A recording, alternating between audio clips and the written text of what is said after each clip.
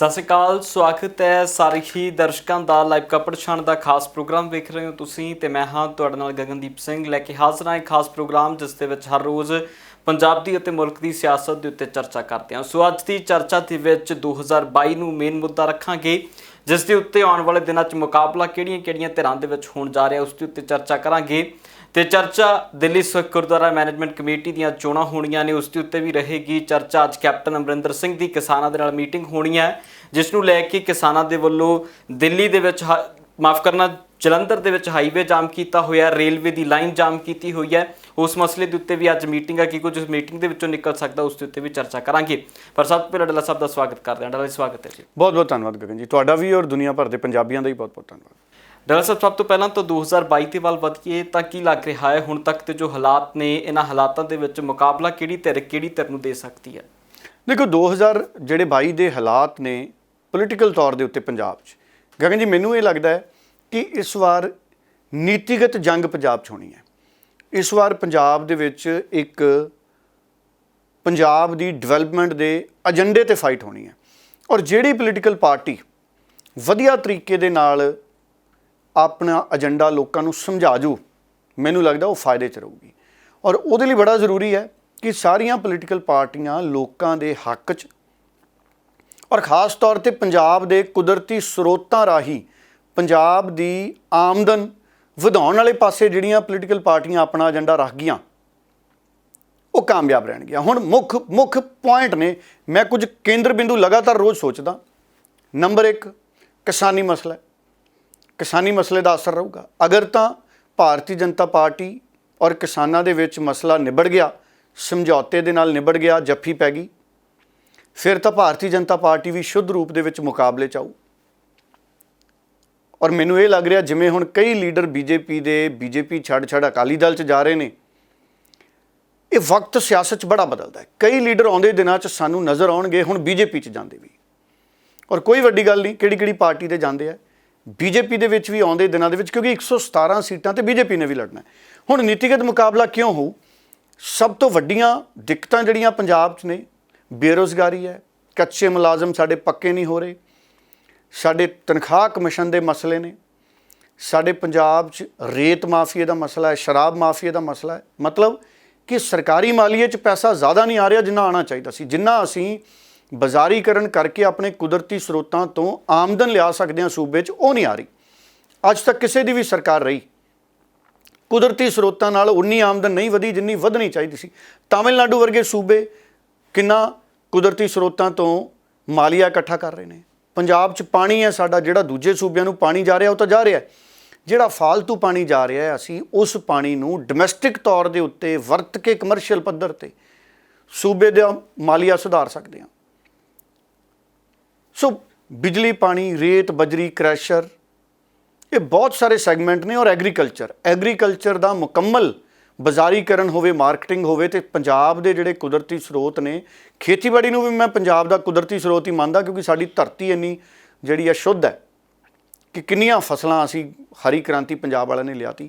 ਹੁਣ ਸਾਰੀਆਂ ਪੋਲੀਟੀਕਲ ਪਾਰਟੀਆਂ ਅੱਗੇ ਚੈਲੰਜ ਆਏ, ਭਾਵੇਂ ਆਪ ਹੈ, ਭਾਵੇਂ ਅਕਾਲੀ ਦਲ ਹੈ, ਭਾਵੇਂ ਕੈਪਟਨ ਅਮਰਿੰਦਰ ਸਿੰਘ ਨੇ, ਭਾਵੇਂ ਬੀਜੇਪੀ ਹੈ, ਅਤੇ ਨਵਜੋਤ ਸਿੰਘ ਸਿੱਧੂ ਵੀ ਆਪਣਾ ਬੜਾ ਸਾਫ਼ ਪੰਜਾਬ ਮਾਡਲ ਦਾ ਏਜੰਡਾ ਲੈ ਕੇ ਬੈਠੇ ਨੇ ਕਿ ਆਹੀ ਮੇਰਾ ਟਾਰਗੇਟ ਹੈ ਕਿ ਕਿਵੇਂ ਕੁਦਰਤੀ ਸਰੋਤਾਂ ਦੇ ਨਾਲ ਅਸੀਂ ਪੰਜਾਬ ਨੂੰ ਆਪਣੇ ਪੈਰਾਂ 'ਤੇ ਖੜਾ ਕਰਨਾ। ਸੋ ਗਗਨ ਜੀ, ਮੇਰੀ ਨਜ਼ਰ ਦੇ ਵਿੱਚ ਮੁਕਾਬਲਾ ਪੰਜਾਬ 'ਚ ਇਸ ਵਾਰ ਆਹ ਮੁੱਦਿਆਂ 'ਤੇ ਹੋਣਾ, ਔਰ ਇਹਦੇ ਨਾਲ ਇਨਸਾਫ ਜਿਹੜੇ ਸਾਨੂੰ ਹਜੇ ਤੱਕ ਨਹੀਂ ਮਿਲੇ, ਜਿਨ੍ਹਾਂ ਦੀ ਉਮੀਦ ਹੈ, ਉਹਨਾਂ ਦੀ ਸਥਿਤੀ ਕੀ ਰਹਿੰਦੀ ਹੈ। ਅਦਾਲਤਾਂ 'ਚ ਪਹੁੰਚ ਕੇ ਮੁਕੰਮਲ ਹੋ ਕੇ ਜਾਂਚਾਂ, ਉਹ ਇਨਸਾਫ ਕਿਸ ਰੂਪ 'ਚ ਮਿਲਦੇ ਨੇ, ਕਿੰਨੇ ਕੁ ਮਿਲਦੇ ਨੇ, ਉਹ ਵੀ ਸਾਡੀਆਂ 2022 ਦੀਆਂ ਵੋਟਾਂ ਨੂੰ ਪ੍ਰਭਾਵਿਤ ਕਰਨ ਵਾਲੇ ਮੁੱਦੇ ਨੇ। ਤੇ ਡੱਲਾ ਸਾਹਿਬ, ਜਿਸ ਤਰ੍ਹਾਂ ਦੀਆਂ ਚਰਚਾ ਤੁਸੀਂ ਕੀਤੀ ਹੈ ਕਿ ਨੀਤੀਗਤ ਚੀਜ਼ਾਂ ਦੇ ਆਲੇ ਦੁਆਲੇ ਇਸ ਵਾਰ ਸਿਆਸਤ ਹੈ, ਪਰ ਜਿਸ ਤਰ੍ਹਾਂ ਹੁਣ ਤੱਕ ਵੇਖਿਆ ਗਿਆ, ਜਾਂ ਤਾਂ ਬਿਜਲੀ ਦੇ ਮਸਲੇ ਦੇ ਉੱਤੇ ਵੱਖ-ਵੱਖ ਪਾਰਟੀਆਂ ਪ੍ਰੈਸ ਕਾਨਫਰੰਸ ਕਰ ਗਈਆਂ, ਕੋਈ 3 ਰੁਪਏ ਬਿਜਲੀ ਦੀ ਗੱਲ ਕਰ ਜਾਂਦਾ ਯੂਨਿਟ ਦੀ, ਕੋਈ 400 ਯੂਨਿਟ ਫ੍ਰੀ ਦੇ ਜਾਂਦਾ, ਕੋਈ 300 ਯੂਨਿਟ ਫ੍ਰੀ ਦੀ ਗੱਲ ਕਰ ਜਾਂਦਾ ਹੈ। ਨੀਤੀਗਤ ਤੌਰ ਦੇ ਉੱਤੇ ਹਜੇ ਵੀ ਕੋਈ ਪਾਰਟੀ ਉੱਭਰ ਕੇ ਸਾਹਮਣੇ ਨਹੀਂ ਆ ਰਹੀ, ਕੋਈ 13 ਨੁਕਤੇ, ਕੋਈ 18 ਨੁਕਤੇ। ਇਸ ਦੌਰ ਦੇ ਵਿੱਚ ਕਿੱਦਾਂ ਵੇਖ ਰਹੇ ਹੋਣੇ? ਨਹੀਂ, ਇਹ ਸ਼ੁਰੂਆਤ ਹੋ ਗਈ। ਦੇਖੋ, ਬਿਜਲੀ ਦੇ ਉੱਤੇ ਸ਼ੁਰੂਆਤ ਤਾਂ ਹੋ ਹੀ ਗਈ ਕਿ ਬਿਜਲੀ ਮੁਫਤ ਦੇਣੀ ਹੈ। ਕਈ ਕਹਿੰਦੇ ਬਿਜਲੀ 300 ਯੂਨਿਟ, ਅਕਾਲੀ ਦਲ 400 ਯੂਨਿਟ, ਨਵਜੋਤ ਸਿੰਘ ਸਿੱਧੂ ਉਹਨਾਂ ਨੇ 3 ਰੁਪਏ ਯੂਨਿਟ ਦੀ ਗੱਲ ਕੀਤੀ ਕਿ ਅਸੀਂ ਸਸਤੀ ਬਿਜਲੀ ਦੇਣੀ ਹੈ। ਇਹ ਹੁਣ ਸਾਰੀਆਂ ਜਿਹੜੇ ਐਲਾਨ ਨੇ, ਇਹਨਾਂ ਐਲਾਨਾਂ ਦੇ ਉੱਤੇ ਪੰਜਾਬ 'ਚ ਪਹਿਲੀ ਵਾਰੀ ਬਹਿਸ ਹੋ ਰਹੀ ਹੈ। ਆਮ ਤੌਰ ਦੇ ਉੱਤੇ ਪਹਿਲਾਂ ਜਿਹੜੇ ਵਾਅਦੇ ਹੋ ਜਾਂਦੇ ਸੀ, ਕੈਪਟਨ ਅਮਰਿੰਦਰ ਸਿੰਘ ਵੀ ਉਹਨਾਂ ਨੇ ਵਾਅਦੇ ਕਰਤੇ ਕਿ ਸਾਰੀ ਸਮੁੱਚੀ ਕਿਸਾਨੀ ਦਾ ਕਰਜ਼ਾ ਮਾਫ।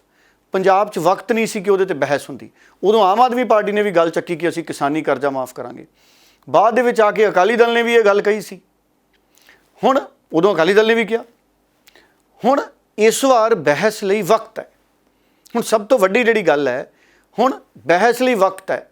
ਅਰਵਿੰਦ ਕੇਜਰੀਵਾਲ ਕਹਿ ਗਏ 300 ਯੂਨਿਟ ਮਾਫ ਸਾਰਿਆਂ ਨੂੰ। ਸੁਖਬੀਰ ਜੀ 400 ਯੂਨਿਟ ਮਾਫ ਤੇ ਆ ਗਏ।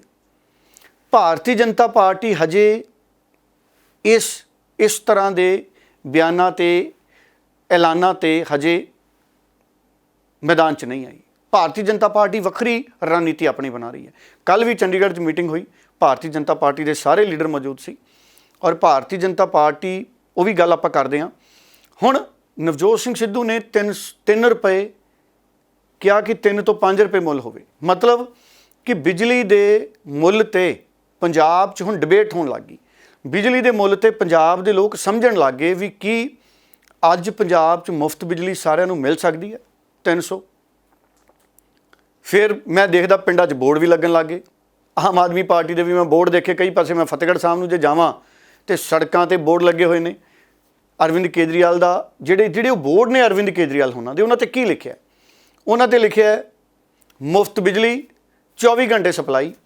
ਹੁਣ ਉਹ ਜਿਹੜੇ ਬੋਰਡ ਲੱਗੇ ਨੇ ਉਹਨਾਂ ਦੇ ਇਹ ਕਿਤੇ ਵੀ ਨਹੀਂ ਲਿਖਿਆ ਕਿ 300 ਯੂਨਿਟ ਤੱਕ ਮੁਫਤ ਬਿਜਲੀ। ਕਈ ਬੋਰਡ ਨੇ, ਕਈ ਤਰ੍ਹਾਂ ਦੇ ਨੇ, ਕਈਆਂ ਤੇ 300 ਯੂਨਿਟ ਮੁਫਤ ਲਿਖਿਆ ਵੀ ਹੋਣਾ ਤੇ 24 ਘੰਟੇ ਮੁਫਤ ਬਿਜਲੀ। ਕਦੋਂ 24 ਘੰਟੇ ਮੁਫਤ ਬਿਜਲੀ? 24 ਘੰਟੇ ਬਿਜਲੀ ਸਪਲਾਈ। ਕੇਜਰੀਵਾਲ ਸਾਹਿਬ ਤਾਂ ਆਪ ਹੀ ਕਹਿ ਗਏ ਸੀ ਉਦੋਂ ਵੀ ਇੰਨੀ ਜਲਦੀ 24 ਘੰਟੇ ਸਪਲਾਈ ਨਹੀਂ ਹੋ ਸਕਦੀ। ਫਿਰ ਉਹ ਚੀਜ਼ ਬੋਰਡ ਤੇ ਕਿਉਂ ਗਾਇਬ ਹੈ? ਮਤਲਬ ਕਿ ਲੋਕ ਇਸ ਵਾਰ ਕਪੜਛਾਣ ਕਰਨਗੇ ਗਗਨ ਜੀ। ਲੋਕ ਹਰ ਐਲਾਨ ਦੀ ਗਹਿਰਾਈ 'ਚ ਜਾਣਗੇ। ਉੱਥੇ ਲਿਖਣਾ ਚਾਹੀਦਾ ਸੀ ਕਿ 300 ਯੂਨਿਟ ਮੁਫਤ ਬਿਜਲੀ, ਜੇ 301 ਹੁੰਦੀ ਹੈ ਤਾਂ ਸਾਰੇ ਦਾ ਬਿੱਲ, ਜਾਂ ਲਿਖਣ ਵੀ ਜੇ 301 ਹੁੰਦਾ ਤਾਂ ਸਾਰੀ ਮਾਫ। 1 ਤੋਂ ਬਿੱਲ ਸ਼ੁਰੂ ਹੋਊਗਾ, ਫਿਰ ਇਹ ਲਿਖਣ ਵੀ 1 ਤੋਂ ਬਿੱਲ ਸ਼ੁਰੂ ਹੋਊਗਾ। ਹੁਣ ਜਿੰਨੇ ਇਸ਼ਤਿਹਾਰ ਨੇ, ਹੋਰਡਿੰਗਸ ਨੇ, ਪੋਲੀਟੀਕਲ ਪਾਰਟੀਆਂ ਦੇ ਬੈਨਰ ਪੋਸਟਰਸ ਨੇ, ਉਹ ਸਪਸ਼ਟਤਾ ਵਾਲੇ ਇਸ ਵਾਰ ਹੋਣਗੇ। ਲੋਕਾਂ ਨੇ ਤਾਂ ਭਰੋਸਾ ਕਰਨਾ ਗਗਨ ਜੀ। ਗੁੰਝਲ 'ਚ ਨਹੀਂ ਕਿਸੇ ਨੇ ਉਲਝਣਾ। ਗੁੰਝਲਾਂ ਪੈਂਦੀਆਂ ਬਸੰਤ ਵਾਲੇ ਦਿਨ ਹੀ ਜਾਂ ਲੋਹੜੀ ਵਾਲੇ ਦਿਨ, ਜਦੋਂ ਪਤੰਗ ਉਡਾਉਂਦੇ ਨੇ ਜਵਾਕ ਜਾਂ ਸਿਆਣੇ ਲੋਕ ਵੀ ਅਸੀਂ। ਹੁਣ ਸਿਆਸੀ ਗੁੰਝਲਾਂ 'ਚ ਨਹੀਂ ਪੰਜਾਬ ਦੇ ਲੋਕਾਂ ਨੇ ਫਸਣਾ। ਇਹ ਸਪਸ਼ਟਤਾ ਲਿਆਉਣੀ ਪੈਣੀ। ਹੁਣ ਸੁਖਬੀਰ ਬਾਦਲ ਉਹਨਾਂ ਨੇ ਕੋਸ਼ਿਸ਼ ਕੀਤੀ ਕਿ ਅਸੀਂ 400 ਯੂਨਿਟ ਮੁਫਤ ਦੇਵਾਂਗੇ। ਫਿਰ ਜਦੋਂ ਪੁੱਛਿਆ ਲੋਕਾਂ ਨੇ ਵੀ, ਉਹ ਕਹਿੰਦੇ ਅਸੀਂ ਬਿਜਲੀ ਕੰਪਨੀ ਨੂੰ, ਪੰਜਾਬ ਵਾਲੀ ਨੂੰ, ਸਰਕਾਰੀ ਨੂੰ ਬਿਜਲੀ ਸਪਲਾਈ ਕਰਾਂਗੇ। ਕਿੱਦਾਂ? ਕਹਿੰਦੇ ਅਸੀਂ ਸੋਲਰ ਦੇ ਨਾਲ ਉਹਨਾਂ ਨੂੰ ਦੇਵਾਂਗੇ, ਕੰਪਨਸੇਟ ਕਰਾਂਗੇ। ਇਹ ਆਪਣੇ ਆਪ ਦੇ ਵਿੱਚ ਬਹੁਤ ਕਲੈਰਿਟੀ ਵਾਲਾ ਜਵਾਬ ਨਹੀਂ। ਉਹਦੇ ਲਈ ਕਿਹੜਾ ਮਾਡਲ ਹੈ? ਸੋਲਰ ਦੇ ਨਾਲ ਅਚਾਨਕ ਤੁਸੀਂ ਇੰਨੀ ਬਿਜਲੀ ਕਿੱਥੋਂ ਲਿਆਓਗੇ? ਇਸ ਕਰਕੇ ਇਹ ਬਿਜਲੀ ਦੀ ਗੱਲ ਤੁਸੀਂ ਜ਼ਰੂਰ ਕੀਤੀ ਹੈ, ਪਰ ਇਹਦੇ ਤੇ ਹਜੇ ਵੱਡੀ ਡਿਬੇਟ ਪੰਜਾਬ 'ਚ ਹੋਣੀ ਹੈ। ਇਹਦੇ ਤੇ ਜਦ ਤੱਕ ਸਾਇੰਟੀਫਿਕ ਜਦ ਤੱਕ ਅਨਾਉਂਸਮੈਂਟਸ ਨਹੀਂ ਹੁੰਦੀਆਂ ਆਮ ਆਦਮੀ ਪਾਰਟੀ ਵੱਲੋਂ, ਸੁਖਬੀਰ ਬਾਦਲ ਵੱਲੋਂ ਜਾਂ ਨਵਜੋਤ ਸਿੰਘ ਸਿੱਧੂ ਹੋਣਾ ਵੱਲੋਂ, ਕਾਂਗਰਸ ਵੱਲੋਂ, ਮਤਲਬ ਜਦ ਤੱਕ ਸਾਇੰਟੀਫਿਕ ਅਨਾਉਂਸਮੈਂਟ ਨਹੀਂ ਹੁੰਦੀਆਂ ਕਿ ਸਾਡੇ ਇਸ ਵਾਅਦੇ ਦਾ ਆਧਾਰ ਕੀ ਹੈ, ਤੇ ਡਿਬੇਟ ਹੁੰਦੀ ਰਹਿਣੀ ਹੈ ਪੰਜਾਬ ਦੇ ਵਿੱਚ।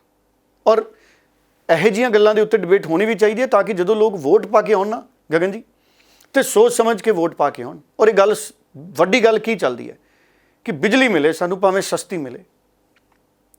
ਸਸਤੀ ਬਿਜਲੀ ਮਿਲਣੀ ਚਾਹੀਦੀ ਹੈ। ਹਾਂ, ਜੇ ਮੁਫਤ ਦੇਣੀ ਹੈ ਤੇ ਉਹ ਮੁਫਤ ਕਿੱਥੋਂ ਦਓਗੇ? 2.5 ਕਰੋੜ ਤਾਂ ਪੰਜਾਬ ਪਹਿਲਾਂ ਹੀ ਕਰਜ਼ਾ ਹੀ ਹੈ। ਇਹਦਾ ਮਤਲਬ ਹੈ ਅਗਰ ਬਿਜਲੀ 300 ਯੂਨਿਟ ਮੁਫਤ ਕੀਤੀ ਜਾਣੀ ਹੈ, ਕਿਸੇ ਹੋਰ ਪਾਸਿਓਂ ਬੋਝ ਪੈ ਜਾਊ, ਜਾਂ ਪੈਟਰੋਲ ਡੀਜ਼ਲ ਹੋਰ ਵਧੂ, ਜਾਂ ਪਾਣੀ ਦਾ ਬਿੱਲ ਘਰ ਦਾ, ਜਾਂ ਸੀਵਰੇਜ ਵਾਟਰ ਸਪਲਾਈ, ਜਾਂ ਕੋਈ ਆਮਦਨ ਤੇ ਟੈਕਸ ਲੱਗੂ ਸੂਬੇ ਦਾ। ਮਨਪ੍ਰੀਤ ਬਾਦਲ ਹੋਣਾ ਨੇ ਕੁਝ ਸਾਲ ਪਹਿਲਾਂ 200 ਰੁਪਏ ਟੈਕਸ ਲਾਇਆ, ਜਿਨ੍ਹਾਂ ਦੀ ਆਮਦਨ ਟੈਕਸੇਬਲ ਲਿਮਿਟ ਤੋਂ ਜ਼ਿਆਦਾ ਹੈ, ਪ੍ਰਾਈਵੇਟ ਅਦਾਰਿਆਂ 'ਚ ਨੇ, ਉਹਨਾਂ ਦੇ ਅਦਾਰਿਆਂ ਨੂੰ ਵੀ ਉਹ ਦੇਣਾ ਪੈਂਦਾ ਹੈ।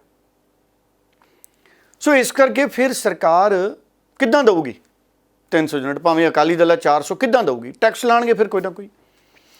ਉਹ ਸਾਇੰਟੀਫਿਕ ਰੀਜ਼ਨ ਐਸਟੈਬਲਿਸ਼ ਕਰਨਾ ਪੈਣਾ ਹੈ। ਨਵਜੋਤ ਸਿੰਘ ਸਿੱਧੂ ਉਹਨਾਂ ਨੂੰ ਵੀ ਕਰਨਾ ਪੈਣਾ ਵੀ 3 ਰੁਪਏ ਸਸਤੀ ਯੂਨਿਟ ਤੁਸੀਂ ਬਿਜਲੀ ਦਿਓਗੇ, ਉਹਦੇ ਪਿੱਛੇ ਸਾਇੰਟੀਫਿਕ ਆਧਾਰ ਕੀ ਹੈ।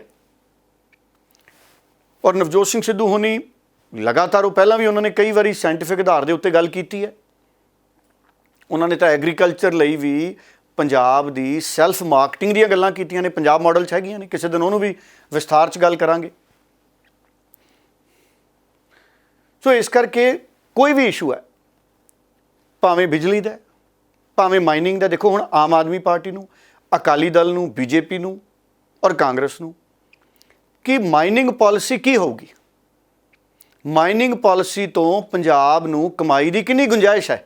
ਦੇਖੋ ਨਵਜੋਤ ਸਿੰਘ ਸਿੱਧੂ ਉਹਨਾਂ ਨੇ ਤਾਂ ਪੰਜਾਬ ਦੀ ਸਰਕਾਰ ਨੂੰ ਰਿਪੋਰਟ ਹੀ ਸੌਂਪੀ ਹੈ ਕਿ ਸਰਕਾਰੀ ਤੌਰ 'ਤੇ ਮਾਈਨਿੰਗ ਕੀਤੀ ਜਾਵੇ। ਹੁਣ ਕੀ ਕਿਸੇ ਹੋਰ ਪਾਰਟੀ ਨੇ ਮਾਈਨਿੰਗ ਸਰਕਾਰੀ ਕਰਨ ਲਈ ਕੋਈ ਰਿਪੋਰਟ ਬਣਾਈ? ਕੀ ਅਕਾਲੀ ਦਲ ਨੇ ਕੋਈ ਰਿਪੋਰਟ ਬਣਾਈ? ਕੀ ਬੀਜੇਪੀ ਕੋਈ ਰਿਪੋਰਟ ਤਿਆਰ ਕਰੂਗੀ ਮਾਈਨਿੰਗ 'ਤੇ ਵੀ ਅਸੀਂ ਮਾਈਨਿੰਗ ਸਰਕਾਰੀ ਕਿਵੇਂ ਕਰਾਂਗੇ? ਕਿਉਂਕਿ ਪੰਜਾਬ ਦਾ ਖਜ਼ਾਨਾ ਕਦੋਂ ਭਰਨਾ? ਜਦੋਂ ਸਾਡੇ ਕੁਦਰਤੀ ਸਰੋਤ ਸਰਕਾਰੀ ਤੌਰ 'ਤੇ ਵਿਕਣਗੇ। ਆਕਸ਼ਨ ਕਰਕੇ ਤੁਸੀਂ ਇੱਕ ਵਾਰੀ 100-200 ਕਰੋੜ ਦਾ ਮਾਲੀਆ ਲੈ ਲਓਗੇ, ਪਰ ਉਹਦੇ ਨਾਲ ਗੈਰ ਕਾਨੂੰਨੀ ਖੁਦਾਈ ਹੈ ਜਿਹੜੀ ਉਹ ਨੁਕਸਾਨ ਕਰਦੀ ਸਾਡੇ ਸੂਬੇ ਨੂੰ। ਹੁਣ ਵੀ ਅਗਰ ਪੰਜਾਬ ਦੀਆਂ ਰੇਤ ਖੱਡਾਂ ਦੀ ਨਿਰਪੱਖਤਾ ਦੇ ਨਾਲ ਜਾਂਚ ਹੋਵੇ ਗਗਨ ਜੀ, ਤੇ ਦੁੱਧ ਦਾ ਦੁੱਧ ਤੇ ਪਾਣੀ ਦਾ ਪਾਣੀ ਆ ਜਾਊ। ਇਸੇ ਤਰ੍ਹਾਂ ਸ਼ਰਾਬ ਦਾ ਬਿਜ਼ਨਸ ਹੈ, ਐਕਸਾਈਜ਼ ਦੀਆਂ ਪਾਲਿਸੀਆਂ ਨੇ, ਕਿ ਐਕਸਾਈਜ਼ ਦਾ ਚੂਨਾ ਤਾਂ ਨਹੀਂ ਲੱਗ ਰਿਹਾ, ਕਿ ਨਕਲੀ ਸ਼ਰਾਬ ਦੀ ਸਪਲਾਈ ਤਾਂ ਨਹੀਂ ਹੋ ਰਹੀ। ਜੇ ਨਕਲੀ ਸ਼ਰਾਬ ਦੀ ਸਪਲਾਈ ਨਹੀਂ ਹੋ ਰਹੀ ਤੇ ਫਿਰ 100 ਬੰਦੇ ਗੁਰਦਾਸਪੁਰ ਵਰਗੇ ਜ਼ਿਲ੍ਹੇ 'ਚ ਉੱਧਰ ਸਾਡੇ ਇਲਾਕਿਆਂ 'ਚ ਕਿਵੇਂ ਦੁਨੀਆ ਤੋਂ ਚਲੇ ਗਏ? ਉਹ ਸਾਰੀਆਂ ਚੀਜ਼ਾਂ ਬੜੇ ਕਲੀਅਰ ਵਿਜ਼ਨ ਦੇ ਨਾਲ ਲੈ ਕੇ ਆਉਣੀਆਂ ਪੈਣੀਆਂ ਨੇ ਵੀ ਸਾਡੀ ਐਕਸਾਈਜ਼ ਪਾਲਿਸੀ ਕੀ ਹੋਏਗੀ, ਸਾਡੀ ਐਕਸਾਈਜ਼ ਐਂਡ ਟੈਕਸੇਸ਼ਨ ਵਾਈਨ ਨੂੰ ਲੈ ਕੇ, ਸ਼ਰਾਬ ਨੂੰ ਲੈ ਕੇ, ਮਾਈਨਿੰਗ ਨੂੰ ਲੈ ਕੇ ਸਾਡੀ ਪਾਲਿਸੀ ਕੀ ਹੋਏਗੀ, ਮਾਈਨਿੰਗ ਦਾ ਕੰਮ ਸਰਕਾਰੀ ਤੌਰ 'ਤੇ ਕਿਵੇਂ ਕੀਤਾ ਜਾਏਗਾ, ਉਹਦੇ ਨਾਲ ਇੰਪਲਾਇਮੈਂਟ ਡਾਇਰੈਕਟਲੀ ਪ੍ਰਪੋਰਸ਼ਨਲ ਕਿਵੇਂ ਹੋਏਗੀ। ਕਿੰਨੇ ਸਾਡੇ ਅਫਸਰ ਨੇ ਪੰਜਾਬ ਦੇ, ਬਹੁਤ ਸਾਰੇ ਅਫਸਰ ਨੇ ਜਿਹੜੇ ਇਮਾਨਦਾਰੀ ਦੇ ਨਾਲ ਰੈਵਨਿਊ ਇਨਕਰੀਜ਼ ਕਰਨਾ ਚਾਹੁੰਦੇ ਨੇ ਸਟੇਟ ਦਾ, ਫਸੇ ਹੋਏ ਨੇ ਕਿਤੇ ਨਾ ਕਿਤੇ। ਇਸ ਸਰਕਾਰਾਂ ਨੂੰ ਚੈੱਕ ਕਰਨਾ ਪਊਗਾ। ਸ਼ਰਾਬ ਦੇ ਉੱਤੇ ਵੀ ਇਹੀ ਹੈ। ਔਰ ਪਾਣੀ ਦੀ ਮਾਰਕੀਟਿੰਗ ਕਰਨੀ ਪੈਣੀ, ਸਾਡਾ ਕੁਦਰਤੀ ਸਰੋਤ ਹੈ। ਐਗਰੀਕਲਚਰ ਉਤਪਾਦਨ ਕਿੰਨਾ ਹੈ, ਜਦ ਤੱਕ ਸਰਕਾਰ ਹੁਣ ਪਾਲਿਸੀ ਨਹੀਂ ਲੈ ਕੇ ਆਉਂਦੀ ਇਹਦੇ 'ਤੇ, ਜਾਂ ਪੋਲੀਟੀਕਲ ਪਾਰਟੀਆਂ ਏਜੰਡਾ ਨਹੀਂ ਲੈ ਕੇ ਆਉਂਦੀਆਂ ਇਹਦੇ 'ਤੇ। ਹੁਣ ਵਿਜ਼ਨ ਡਾਕੂਮੈਂਟ ਇਹਦੇ 'ਤੇ ਲੈ ਕੇ ਆਉਣ। ਪੰਜਾਬ 'ਚ ਬੁੱਢਾ ਨਾਲਾ, ਆ ਤੁਹਾਡੇ ਲੁਧਿਆਣੇ ਦਾ ਗਗਨ ਜੀ, ਉਹਦਾ ਬੁੱਢਾ ਨਾਲਾ ਸਾਫ਼ ਕਰਨ ਦਾ ਵਿਜ਼ਨ ਡਾਕੂਮੈਂਟ ਆਇਆ ਸੀ ਅਕਾਲੀ ਦਲ ਦੇ ਰਾਜ 'ਚ। ਕਿਉਂ ਨਹੀਂ ਸਾਫ਼ ਹੋਇਆ ਬੁੱਢਾ ਨਾਲਾ? ਮਨੀਸ਼ ਤਿਵਾੜੀ ਜੀ ਨੇ ਜੈਰਾਮ ਰਮੇਸ਼ ਜੀ ਨੂੰ ਬੁਲਾਇਆ ਸੀ, ਉਦੋਂ ਬੁੱਢੇ ਨਾਲੇ 'ਚ ਮੱਛੀਆਂ ਛੱਡੀਆਂ ਗਈਆਂ ਸੀ, ਕਹਿੰਦੇ ਜੀ ਉਹ ਆਪਣੇ ਆਪ ਪਾਣੀ ਸਾਫ਼ ਕਰਨਗੀਆਂ। ਕੀ ਸਟੇਟਸ ਬਣਿਆ ਉਹਦਾ? ਮਨੀਸ਼ ਤਿਵਾੜੀ ਜੀ ਉਸ ਤੋਂ ਬਾਅਦ ਤਰਵਨੀਤ ਬਿੱਟੂ MP ਆ ਗਏ। ਡਿਲੀਵਰੀ ਕਰਨੀ ਪੈਣੀ ਹੈ ਕਿਸੇ ਵੀ ਪੋਲੀਟੀਕਲ ਧਿਰ ਨੂੰ ਹੁਣ ਪੰਜਾਬ 'ਚ ਗਗਨ ਜੀ, ਡਿਲੀਵਰੀ। ਕਿਉਂਕਿ ਪੰਜਾਬ ਉਸ ਮਕੈਨਿਜ਼ਮ 'ਚ ਆਉਣਾ ਚਾਹੁੰਦਾ ਜਿਸ ਮਕੈਨਿਜ਼ਮ ਦੇ ਵਿੱਚ ਪੰਜਾਬ ਦਾ ਸਰਕਾਰੀ ਖਜ਼ਾਨਾ ਤਕੜਾ ਹੋਵੇ। ਪੰਜਾਬ ਦਾ ਸਰਕਾਰੀ ਖਜ਼ਾਨਾ ਤਕੜਾ ਹੋਊਗਾ ਤੇ ਸਟੇਟ ਚੱਲੂਗੀ। ਔਰ ਉਸ ਕੰਪੀਟੀਸ਼ਨ 'ਚ ਸੁਖਬੀਰ ਬਾਦਲ ਵੀ ਆ ਜਾਣ, ਸਿੱਧੂ ਤਾਂ ਆਇਆ ਹੀ ਹੋਇਆ ਕਿ ਮੈਂ ਪੰਜਾਬ ਦਾ ਖਜ਼ਾਨਾ ਹੈ ਅੱਗੇ ਲੈ ਕੇ ਆਉਣਾ ਹੈ। ਔਰ ਬੀਜੇਪੀ ਵੀ ਜ਼ਰੂਰ ਮੈਨੂੰ ਲੱਗਦਾ ਹੈ ਕਿ ਮੁਕਾਬਲੇ 'ਚ ਆਊਗੀ, ਉਹ ਏਜੰਡੇ ਲੈ ਕੇ ਆਊ ਬੀਜੇਪੀ। ਹੁਣ ਬੀਜੇਪੀ ਨੂੰ ਵੀ ਉਹ ਵਿਜ਼ਨ ਪੰਜਾਬ 'ਚ ਲੈ ਕੇ ਆਉਣਾ ਪੈਣਾ ਕਿ ਅਸੀਂ ਮਾਈਨਿੰਗ ਦੀ ਪਾਲਿਸੀ ਸਾਡੀ ਕੀ ਹੈ। ਔਰ ਬੀਜੇਪੀ ਦੇ ਲੀਡਰ ਕੰਮ ਕਰ ਰਹੇ ਆ ਇਹਦੇ 'ਤੇ ਵੀ ਕਿ ਸ਼ਰਾਬ ਦੀ ਪਾਲਿਸੀ ਪੰਜਾਬ 'ਚ ਕੀ ਬਣੂ ਜੇ ਸਾਡੀ ਸਰਕਾਰ ਆਉਂਦੀ ਹੈ ਤਾਂ। ਔਰ ਫਿਰ ਚਿਹਰਾ ਲੈ ਕੇ ਆਉਣਾ ਪੈਣਾ ਮੁੱਖ ਮੰਤਰੀ ਦਾ, ਜਿਹੜੇ ਮੁੱਖ ਮੰਤਰੀ ਦੇ ਚਿਹਰੇ ਤੋਂ ਲੋਕ ਇਹ ਭਰੋਸਾ ਰੱਖਣ ਵੀ ਅਗਰ ਇਸ ਵਿਅਕਤੀ ਨੇ ਇਹ ਗੱਲ ਕਹੀ ਹੈ ਤਾਂ ਪੂਰੀ ਹੋਊਗੀ। ਇਹ ਵੀ ਤਾਂ ਗੱਲ ਹੈ ਨਾ ਜੀ। ਹੁਣ ਉਹ ਆਮ ਆਦਮੀ ਵੀ ਹੈ ਉੱਥੇ, ਅਕਾਲੀ ਦਲ ਵੀ ਹੈ, ਕਾਂਗਰਸ ਵੀ ਹੈ, ਬੀਜੇਪੀ ਵੀ ਹੈ। ਮੁੱਖ ਮੰਤਰੀ ਦਾ ਚਿਹਰਾ ਲੈ ਕੇ ਆਉਣਾ ਪੈਣਾ। ਫਿਰ ਲੋਕ ਪਰਖਣਗੇ ਵੀ ਇਹ ਜਿਹੜਾ ਵਿਅਕਤੀ ਕਹਿ ਰਿਹਾ ਇਹ ਸਾਰੀਆਂ ਗੱਲਾਂ ਸ਼ਰਾਬ 'ਤੇ, ਰੇਤ 'ਤੇ, ਮਾਈਨਿੰਗ 'ਤੇ, ਪੰਜਾਬ ਦੇ ਮਾਲੀਏ ਨੂੰ ਵਾਧਾ ਕਰਨ 'ਤੇ, ਐਗਰੀਕਲਚਰ ਉਤਪਾਦਨ ਦੀ ਮਾਰਕੀਟਿੰਗ 'ਤੇ, ਪਾਣੀ ਦੇ ਕੁਦਰਤੀ ਪਾਣੀ ਨੂੰ ਕਿਵੇਂ ਅਸੀਂ ਡੋਮੈਸਟਿਕ ਕਮਰਸ਼ੀਅਲ ਯੂਜ਼ ਕਰਨਾ ਹੈ, ਉਹਦੇ ਤੇ ਕੀ ਇਹ ਕਰ ਲਊਗਾ। ਇਹ ਇਸੇ ਤਰ੍ਹਾਂ ਪੰਜਾਬ ਦੀ ਜਿਹੜੀ ਇਸ ਵਾਰ ਦੀ ਜਿਹੜੀ ਇਲੈਕਸ਼ਨ ਹੈ ਨਾ ਜੀ, ਉਹਦਾ ਏਜੰਡਾ ਇਹੀ ਰਹਿਣ ਵਾਲਾ ਗਗਨ ਜੀ। ਮੈਨੂੰ ਲੱਗਦਾ ਹੈ ਕਿ ਕਿਸ ਵਿਅਕਤੀ ਤੇ ਭਰੋਸਾ ਕਰੀਏ ਵੀ ਇਹ ਜਿਹੜੀਆਂ ਗੱਲਾਂ ਕਹਿ ਰਿਹਾ ਹੈ ਇਹ ਸਰਕਾਰੀ ਤੰਤਰ 'ਚ ਬਦਲ ਦੂ, ਔਰ ਇਹਦੇ ਆਲੇ ਦੁਆਲੇ ਪੰਜਾਬ ਦੀਆਂ ਇਲੈਕਸ਼ਨਾਂ ਘੁੰਮਣੀਆਂ। ਕਿਉਂਕਿ ਲੋਕ ਕਿਸ ਗੱਲ ਤੋਂ ਦੁਖੀ, ਅਧਿਆਪਕਾਂ ਦੀ ਦਿੱਕਤ ਕੀ ਹੈ? ਅਧਿਆਪਕਾਂ ਨੂੰ ਤਨਖਾਹ ਨਹੀਂ ਮਿਲ ਰਹੀਆਂ, ਕੱਚੇ ਨੇ, ਪੱਕੇ ਨਹੀਂ ਹੋ ਰਹੇ, ਉਨੀਆਂ ਤਰੱਕੀਆਂ ਨਹੀਂ ਹੋ ਰਹੀਆਂ, ਨਵੀਆਂ ਭਰਤੀਆਂ ਨਹੀਂ ਨਿਕਲ ਰਹੀਆਂ। ਇਹ ਸਾਰਿਆਂ ਦੇ ਲਈ ਕੀ ਚਾਹੀਦਾ? ਖਜ਼ਾਨੇ 'ਚ ਪੈਸਾ ਚਾਹੀਦਾ। ਆ ਤੁਸੀਂ ਦੇਖੋ, ਗੰਨੇ ਵਾਲੇ ਸਾਡੇ ਕਿਸਾਨ ਨੇ 55 ਕਰੋੜ ਰੁਪਏ ਤਾਂ ਸਰਕਾਰੀ ਬਕਾਇਆ। ਸਰਕਾਰੀ ਕਿਉਂ ਬਕਾਇਆ? ਕਿਉਂਕਿ ਸਰਕਾਰ ਦੇ ਖਜ਼ਾਨੇ 'ਚ ਪੈਸਾ ਆਊਗਾ ਤਾਂ ਦੇਣਗੇ ਨਾ ਜੀ। ਇਹ ਮਨਪ੍ਰੀਤ ਬਾਦਲ ਉਹਨਾਂ ਨੂੰ ਵੀ ਸਵਾਲ ਹੈ, ਖਜ਼ਾਨਾ ਮੰਤਰੀ ਨੇ ਸਵਾਲ ਹੋਣਾ ਹੈ, ਲੋਕਾਂ ਨੇ ਕਰਨਾ ਹੈ। ਟਰਾਂਸਪੇਰੈਂਸੀ ਦੇ ਨਾਲ ਸਰਕਾਰੀ ਖਜ਼ਾਨਾ ਲੋਕਾਂ 'ਚ ਦਿਖਣਾ ਚਾਹੀਦਾ ਵੀ ਸਾਡੇ ਪੰਜਾਬ ਦਾ ਖਜ਼ਾਨਾ ਇੰਨਾ ਹੋ ਗਿਆ ਜੀ, ਜਿਸ ਹਾਲਤ 'ਚ ਅਸੀਂ ਹੈਗੇ ਹਾਂ ਸੂਬੇ 'ਚ। ਟਰਾਂਸਪੇਰੈਂਸੀ ਨਾਲ ਸੂਬੇ ਦੇ ਖਜ਼ਾਨੇ ਦੀ ਉਹ ਵੇਲਾ ਆਊਗਾ, ਸੂਬੇ ਦੇ ਖਜ਼ਾਨੇ ਦੀ ਬੈਲੈਂਸ ਸ਼ੀਟ ਬਾਹਰ ਆਊਗੀ ਵੀ ਆ 6 ਮਹੀਨਿਆਂ 'ਚ ਸਾਡੇ ਖਜ਼ਾਨੇ 'ਚ ਇੰਨੀ ਇਨਕਮ ਆਈ ਜੀ, ਆਹ ਸਰੋਤਾਂ ਤੋਂ ਆਈ। ਉਹ ਸਮਾਂ ਆਊਗਾ, ਸਰਕਾਰ ਵੈਬਸਾਈਟਾਂ 'ਤੇ ਪਾਇਆ ਕਰੂ ਕਿ ਕਿਹੜੇ ਮਹਿਕਮੇ ਤੋਂ ਕਿੰਨੀ ਕਿੰਨੀ ਆਮਦਨ ਆ ਰਹੀ ਹੈ। ਖੇਡਾਂ ਦੇ ਮਹਿਕਮੇ ਨੇ, ਖੇਡਾਂ ਦੇ ਮਹਿਕਮੇ ਆਮਦਨ ਵੀ ਕਰ ਸਕਦੇ ਨੇ ਔਰ ਖਰਚ ਵੀ ਸਕਦੇ ਨੇ ਖੇਡਾਂ 'ਤੇ, ਖਿਡਾਰੀਆਂ 'ਤੇ, ਖੇਡ ਸਟੇਡੀਅਮਾਂ 'ਤੇ।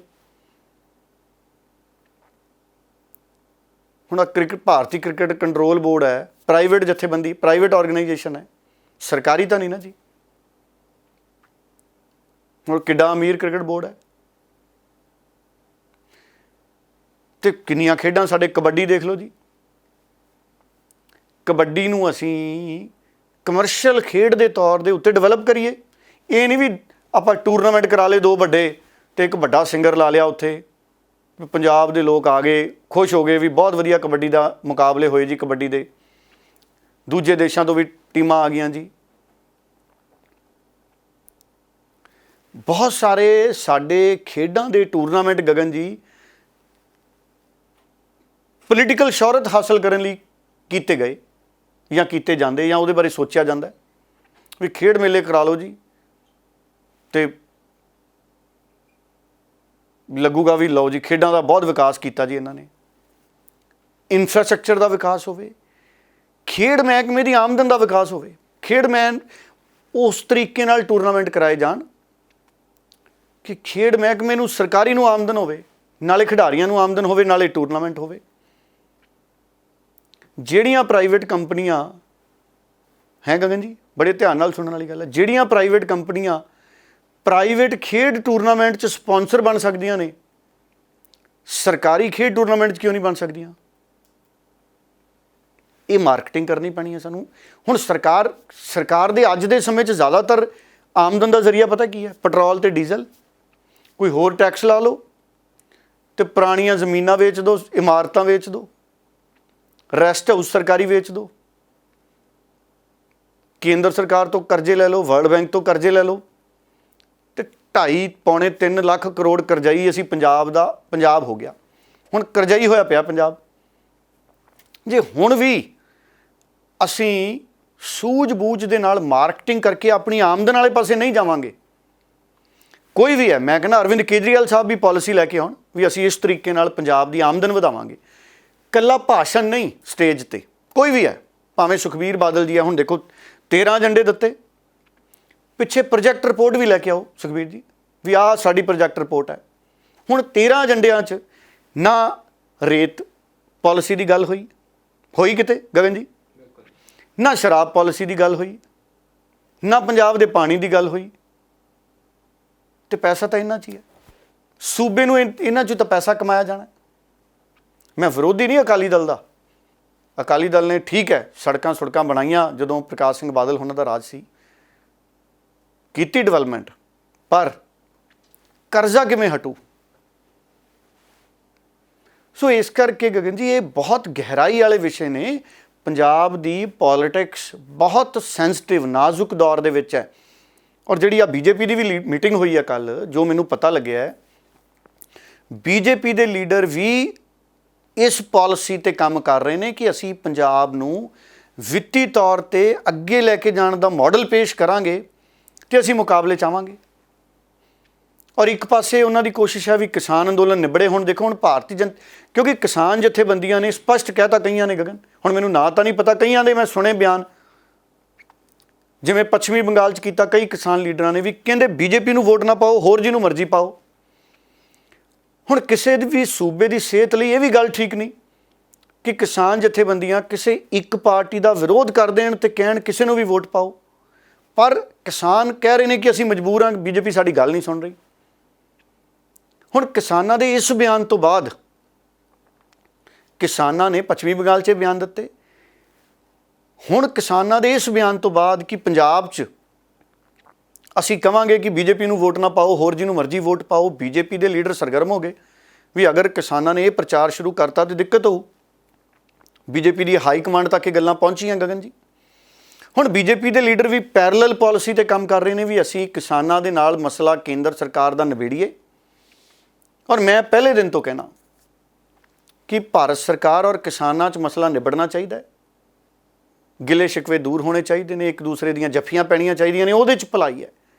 ਸਰਕਾਰ ਵੀ ਸਾਡੀ ਹੈ, ਕਿਸਾਨ ਵੀ ਸਾਡੇ ਨੇ, ਮੁਲਕ ਵੀ ਸਾਡਾ ਹੈ। ਆਪਸ 'ਚ ਤਾਲਮੇਲ ਦੇ ਨਾਲ ਅਗਰ ਮਸਲਾ ਨਿਬੜੇ, ਉਹਦੇ 'ਚ ਸਾਰਿਆਂ ਦੀ ਭਲਾਈ ਹੈ। ਜਿੰਨਾ ਇਹ ਮਸਲਾ ਲਟਕੂਗਾ ਗਗਨ, ਉਹਦੇ ਨਾਲ ਸਿਆਸੀ ਅਸਥਿਰਤਾ ਵੀ ਪੈਦਾ ਹੋ। ਹੁਣ ਇਹ ਤਾਂ ਇੱਕ ਪੱਖ ਹੋ ਗਿਆ ਵੀ ਕਿਸਾਨ ਕਹਿੰਦੇ ਕਾਨੂੰਨ ਅਸੀਂ ਚਾਹੁੰਦੇ ਹਾਂ ਵਾਪਸ ਲਓ।